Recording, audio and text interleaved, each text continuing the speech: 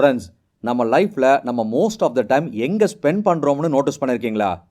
ஒரு வருஷத்தில் approximately 260 days daily 8 to 9 hours ஆஃபீஸில் ஒர்க் பண்ணிவிட்டு மந்த் முடிஞ்சதும் டைமுக்கு சேலரி அக்கௌண்ட்டுக்கு வர்றதுக்கு முன்னாடியே அதுக்கான செலவு ஆல்ரெடி வந்துட்டு இருக்கோம்.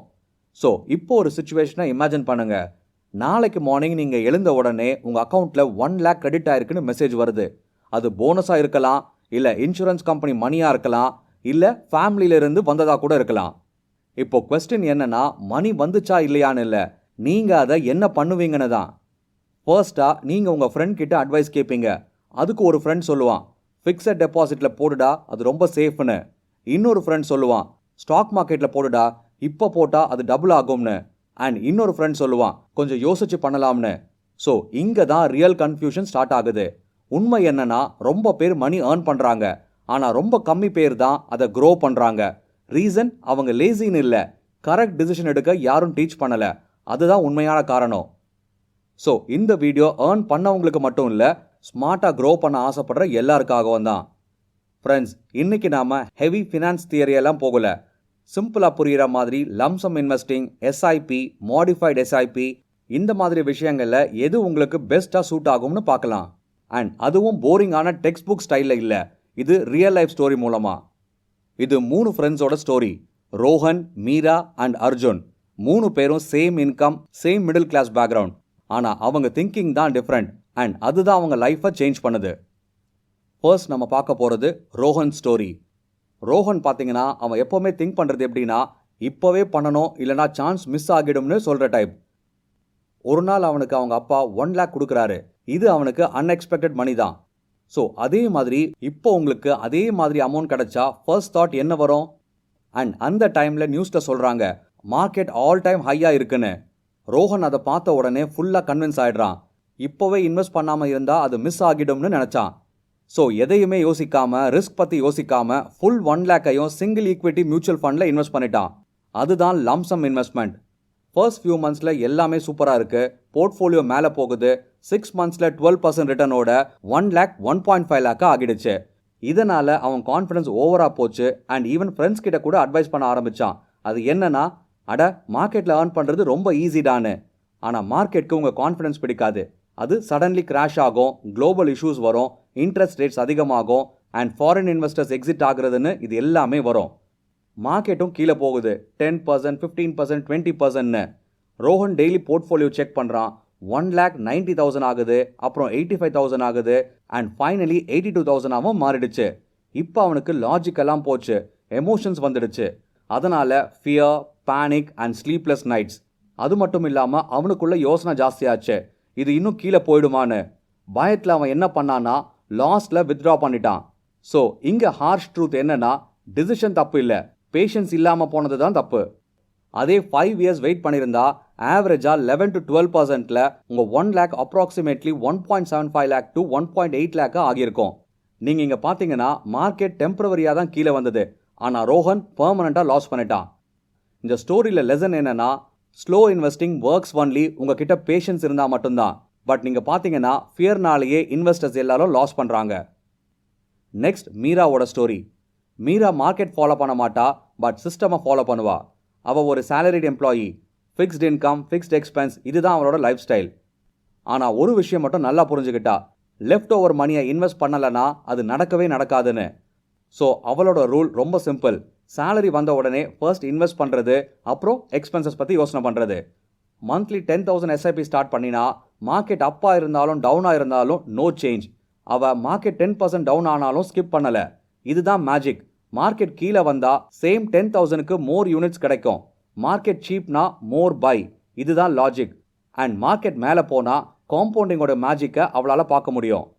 5 yearsல டோட்டல் இன்வெஸ்ட்மெண்ட் 6 lakh மாறிடுச்சு. அண்ட் போர்ட்ஃபோலியோ 8.5 lakhsலேருந்து 8.57 lakhs ஆயிடுச்சு. ஃப்ரெண்ட்ஸ், இதில் என்ன புரியுதுன்னா, அவள் மார்க்கெட் ப்ரெடிக்ட் பண்ணலை, எமோஷன்ஸ் ஃபாலோ பண்ணலை, பட் கன்சிஸ்டன்சி மெயின்டைன் பண்ணினா. ஃப்ரெண்ட்ஸ், எஸ்ஐபின்றது டெய்லி பிளான்ட்டை வாட்டரிங் பண்ணுற மாதிரி. ஃபர்ஸ்ட்லேயே க்ரோத் தெரியாது, பட் லேட்டர் அது ட்ரீயாக ஆகும். இந்த ஸ்டோரியோட லெசன் என்னன்னா, discipline is greater than returns.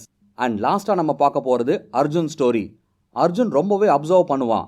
Rohan panic பண்ணா, மீரா காமாக இருந்தா. பட் இவன் புரிஞ்சுக்கிட்டான், ப்ராப்ளம் மெத்தடில் இல்லை, அது ரியாக்ஷனில் இருக்குன்னு. ஸோ மிடில் பாத்தை சூஸ் பண்ணா மாடிஃபைடு எஸ்ஐபி. நார்மல் எஸ்ஐபினா ஃபிக்ஸ்ட் அமௌண்ட், அதே மாடிஃபைடு எஸ்ஐபினா மார்க்கெட் பேஸ்ட் அட்ஜஸ்ட்மெண்ட். இதில் ரூல் என்னன்னு பார்த்தீங்கன்னா, மார்க்கெட் டவுன் ஆனால் 15,000, மார்க்கெட் ஹை ஆனால் 5,000, நார்மலாக இருந்தால் 10,000. இதில் no gambling, no prediction, just logical adjustment. 5 இயர்ஸில் total investment amount 3 lakhs. Portfolio பார்த்தீங்கன்னா 9.2லேருந்து 9.4 lakhs ஆயிடுச்சு. அண்ட் எக்ஸ்ட்ரா ப்ராஃபிட்டும் வந்தது. இந்த ப்ராஃபிட் எதனாலனா மார்க்கெட் டவுன் டைமில் எக்ஸ்ட்ராவாக இன்வெஸ்ட் பண்ணதால. அண்ட் ஃப்ரெண்ட்ஸ், முக்கியமான ஒரு வார்னிங் இருக்குது. இது எல்லாருக்கும் இல்லை, பட் எமோஷன் கண்ட்ரோலாக இருக்கணும். ஃப்ரெண்ட்ஸ், எண்டில் ஒரு கொஸ்டின், எது பெஸ்ட்டுன்னு தோணலாம்? இங்கே எதுவுமே பெஸ்ட்டுன்னு சொல்ல முடியாது. நீங்கள் லம்சம் அமௌண்ட்டை பார்த்தீங்கன்னா one time money plus long term. எஸ்ஐபினா salary plus safe growth. Modified எஸ்ஐபினா மார்க்கெட் நாலேஜ் ப்ளஸ் கண்ட்ரோல். இங்கே பிக்கஸ்ட் ட்ரூத் என்னன்னா, மெத்தட் முக்கியம் இல்லை, கன்சிஸ்டன்சி தான் முக்கியம். ஃப்ரெண்ட்ஸ், நீங்கள் பார்த்தீங்கன்னா ராங் மெத்தடாக இருந்தால் கூட 10 இயர்ஸ் கன்சிஸ்டண்ட்டாக ஃபாலோ பண்ணால் மணி வரும். பட் அதே நீங்கள் பெஸ்ட் மெத்தடை ஹாஃப் வேல ஸ்டாப் பண்ணினா அது ஜீரோவில் தான் முடியும். ஸோ வெல்த் ஓவர் நைட்டில் வராது, ஸ்மால் டிசிஷன்ஸ் ரிப்பீட் பண்ணினா தான் வெல்த் பில்ட் ஆகும். ஃப்ரெண்ட்ஸ், இப்போ உங்கள் மைண்டில் ஒரு டவுட் வரும், மார்க்கெட்டில் சக்ஸஸ் ஆகிறது அது லக்கா இல்லை ஸ்கில்லான்னு. உண்மை என்னன்னா, இந்த 2 நாளையும் இல்லை, அது பிஹேவியர்னால. பிகாஸ் நீங்கள் நம்ம ஸ்டோரியில் பார்த்தீங்கன்னா, ரோஹனுக்கு நாலேஜ் இல்லைன்னு இல்லை, அவனுக்கு பேஷன்ஸ் தான் இல்லை. மீராக்கு மார்க்கெட் நாலேஜ் இல்லை, ஆனால் டிசிப்ளின் இருந்தது. அண்ட் அர்ஜுனை பார்த்தீங்கன்னா அவனுக்கு கொஞ்சம் நாலேஜும் இருந்தது அண்ட் கண்ட்ரோலும் இருந்தது. இதுதான் டிஃப்ரென்ஸ். நாம் எல்லாருமே லைஃப்பில் ஒரு மிஸ்டேக் பண்ணுவோம். ஃபாஸ்ட்டாக ஆன் பண்ண ட்ரை பண்ணுவோம், ஆனால் ஸ்லோவாக பில்ட் பண்ண பயப்படுவோம். ஆனால் ரியாலிட்டி ரிவர்ஸில் தான் இருக்கும். அது எப்படின்னா, fast money will lead to fast loss, அதே slow money will lead to permanent wealth. So friends, நீங்கள் உங்கள் மைண்ட் செட்டை சேஞ்ச் பண்ண வேண்டியது ரொம்பவே இம்பார்ட்டன்ட். அண்ட் அது எப்படின்னா, குயிக் ப்ராஃபிட் வேணும், இதை முதல்ல எடுத்துட்டு லாங் டேர்ம் க்ரோத் வேணும்னு நினைங்க. நெக்ஸ்ட், மார்க்கெட்டை எல்லா டைமும் கரெக்டாக ப்ரெடிக்ட் பண்ணணும்னு இல்லாமல் மார்க்கெட்டில் சர்வைவ் பண்ண தெரியணும். இதுதான் ரொம்ப இம்பார்ட்டன்ட். அண்ட் மோஸ்ட் இம்பார்ட்டன்ட், மார்க்கெட்டில் வின் பண்ண ஒரு சீக்ரெட் இருக்குது, ஸ்டே இன் த கேம். இது ரொம்பவே இம்பார்ட்டன்ட். வெளியில் போயிட்டா கேம் முடிஞ்சிடும். ஸோ ஃப்ரெண்ட்ஸ், இதிலிருந்து உங்களுக்கு தியரி புரிஞ்சிருக்கும், ஆனால் ஆக்ஷன் என்ன? சிம்பிளாக சொல்கிறேன் கேளுங்க. Step 1, emergency fund. First 3 to 6 monthsக்கான எக்ஸ்பென்சஸை சேவ் பண்ணுங்க. இது இல்லாமல் இன்வெஸ்ட் பண்ணக்கூடாது. Step 2, choose your method. சேலரியாக இருந்தால் ஸ்டார்ட் எஸ்ஐபி, 2000 கூட பரவாயில்ல. அதே லம்சம் வந்தால் ஸ்ப்ளிட் பண்ணி இன்வெஸ்ட் பண்ணுங்க, ஒன் ஷாட்டில் போடவே போடாதீங்க. நெக்ஸ்ட், கொஞ்சம் நாலேஜ் இருந்தால் மாடிஃபைடு எஸ்ஐபி ட்ரை பண்ணலாம். ஸ்டெப் 3, டைம் டிசைட் பண்ணுங்க. Like minimum 5 years, ideal 10+ years, இந்த மாதிரியெல்லாம். பிகாஸ் ஷார்ட் டேர்மில் மார்க்கெட் அன்பிரடிக்டபிளாக இருக்கும். அதே லாங் டேர்மில் பார்த்தீங்கன்னா ஆல்மோஸ்ட் ஆல்வேஸ் க்ரோத்தில் தான் முடியும்.